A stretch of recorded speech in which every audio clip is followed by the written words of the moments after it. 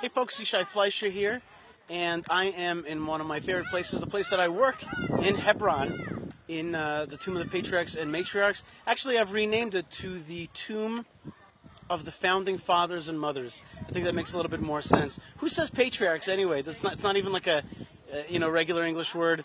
It's like, what are we, Greek Orthodox? All respect to that. But this is the place of the Founding Fathers and Mothers, Hebron. This is where they're buried. And tonight there's going to be a wedding here. I just happened to have bumped into this beautiful setting. Look behind me. Look at how gorgeous it really is. And what is that building? What is that building right behind all these tables? Yes, it's none other than the tomb of the Founding Fathers and Mothers. You know, you got to understand one thing about Hebron. The Founding Fathers and Mothers, they're not really dead. They're not really... They're really with us. They're just asleep. They're kind of waiting. They're called Yoshnei Hebron, the people who kind of are asleep in Hebron. But to me, the fact that there's a Jewish wedding here tonight, in this beautiful, beautiful exterior of this incredible mausoleum, this incredible memorial of the greatest people who ever walked the earth, Abraham, Isaac, and Jacob, Sarah, Rebecca, and Leah. Rachel, of course, is buried in the tomb of Rachel. But the fact that there's a wedding tonight, the fact that there's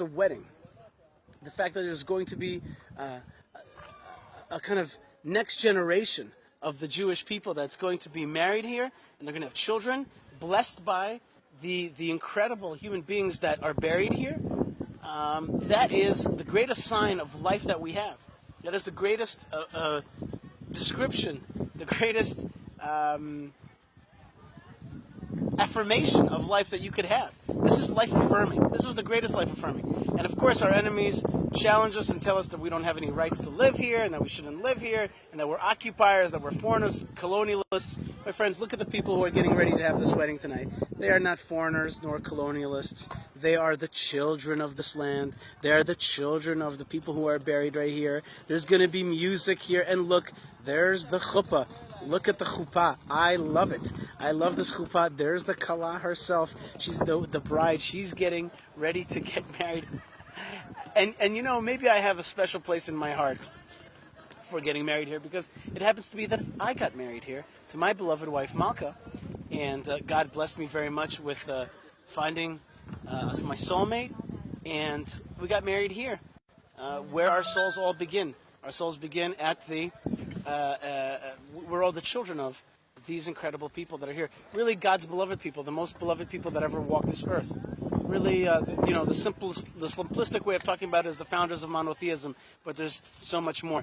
Now, of course, one of the things that I haven't talked about is that across from this place that there's going to be a wedding tonight is the Abu Snena Hills. You see, those are hills, and Arabs live there. And amongst Arabs, there is a few jihadis, as I always like to distinguish between Arabs, which is a civilization, which many of them are friendly to the Jewish cause because we are cousins, but there is amongst them jihadis, and they have shot from those mountains over to people doing events here.